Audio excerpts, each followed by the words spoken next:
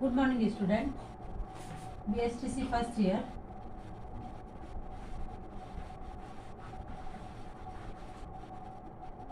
Subject है कला शिक्षा।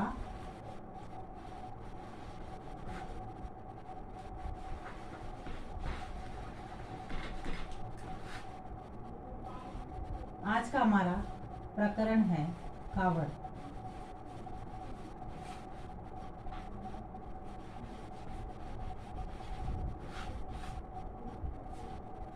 ये जो कावड़ है राजस्थान का काष्ठ शिल्प यानी लकड़ी से बनाया जाता है। एक मंदिर नुमा पाट होता है जिसको लकड़ी की सहायता से रंग बिरंगे कलर द्वारा बनाया जाता है। इसलिए राजस्थान के मेवाड़ में काष्ठ शिल्प की पुरातन कालीन अनूठी विरासत का नाम कावड़ है। पुरातन कालीन यानी पुराने समय की जो अनोखी विरासत है उसका नाम है कावड़। राजस्थान के में चित्तौड़ के बसी ग्राम, चित्तौड़गढ़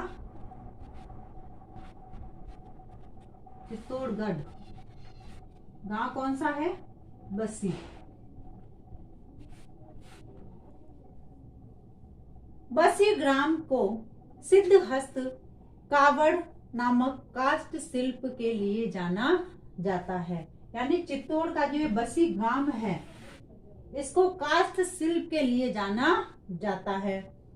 कावड़ वस्तुतः काष्ठ का चित्ताकर्षक यानी चित्रों द्वारा आकर्षित किया हुआ चलता फिरता एक देवघर होता है। क्या होता है?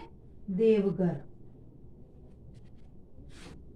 चलता फिरता एक देवघर होता है जो बिना किसी धर्म के, जात के, आस्थावान जो भक्त होते हैं उनके पास जा पहुंचता है।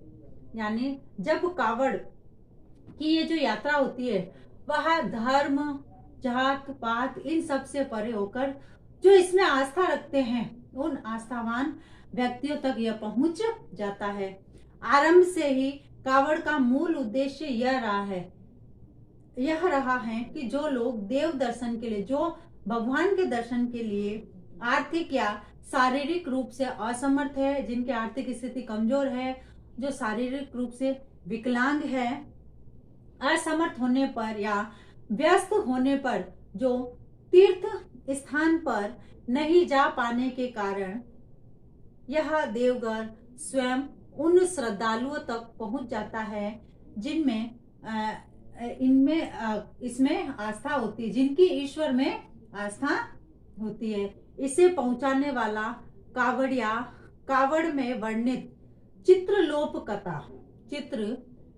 कथा को स्थानीय भाषा प्रसंग सहित सुर व ताल में गाकर सुनाता है।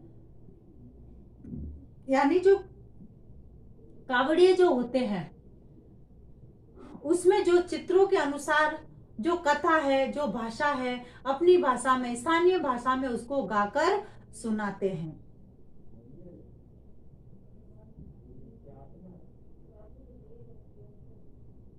इसे सुनते समय कावड़ पर जो चित्र होते हैं वह सजीव हो उठते हैं, क्योंकि उनके गाने के माध्यम से ही जो चित्र बने हुए होते हैं उन चित्रों की महिमा का पता चलता है। भारतीय संस्कृति में धार्मिक, पौराणिक कथा प्रसंगों का मूल जो उद्देश्य है वो लोक कल्याण से जुड़ा हुआ है। इसलिए इस कावड़ का जो है इसका भी उद्देश्य है लोक कल्याण के लिए यह कार्य करता है। कावड़ सामान्यतः कावड़ के दो रूप होते हैं। कितने स्वरूप बताए हैं?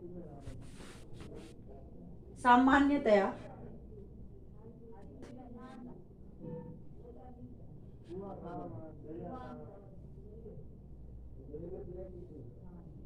कावड़ के दो स्वरूप होते हैं, दो रूप की होती है। कावड़ कितने प्रकार की होती है? दो रूप होते हैं। एक तो 8 पाठ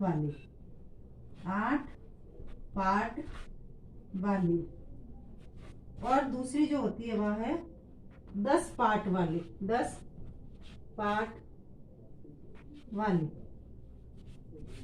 दो प्रकार की कावड़ होती है, 8 पार्ट वाली और 10 पार्ट वाली। 8 पार्ट वाली कावड़ लगभग 13 इंच मोटी है, 6 इंच चौड़ी होती है। कितनी होती है? 13 इंच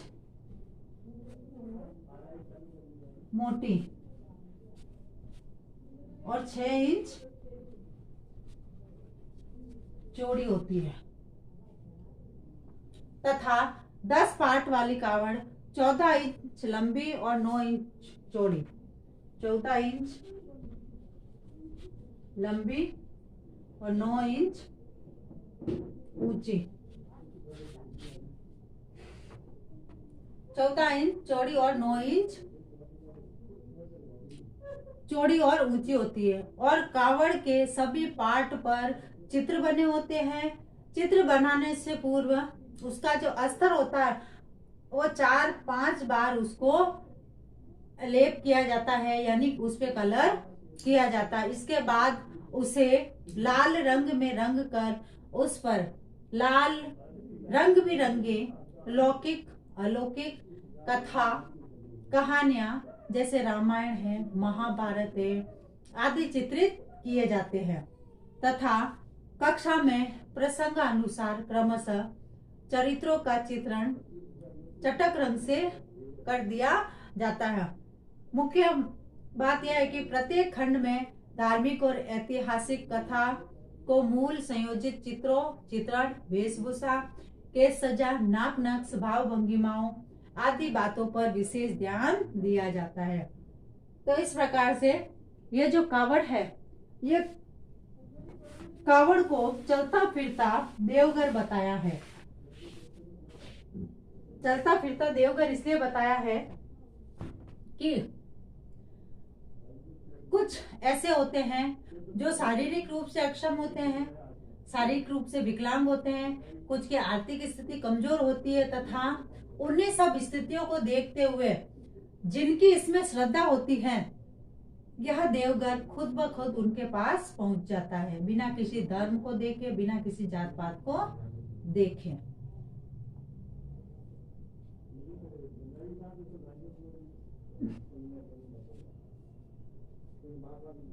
अब एक ग्रह कार्य।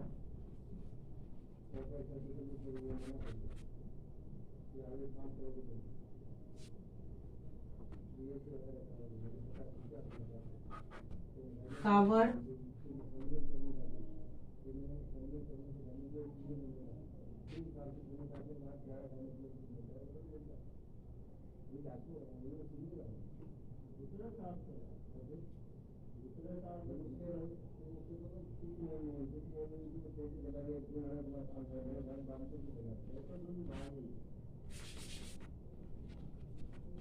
कावड़ का कावड़ को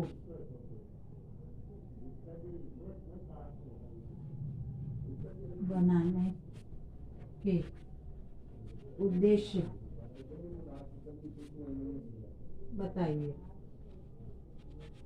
यानी कावड़ क्यों बनाया जाता है, इसके उद्देश्य बताइए।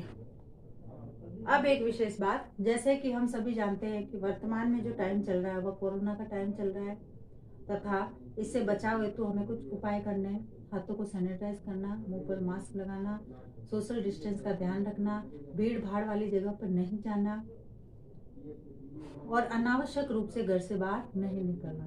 इस तरह हम इन उपायों द्वारा इस कोरोना जैसी महामारी को हरा सकते हैं और निजात पा सकते हैं। स्वस्थ रहे, सुरक्षित रहे। धन्यवाद।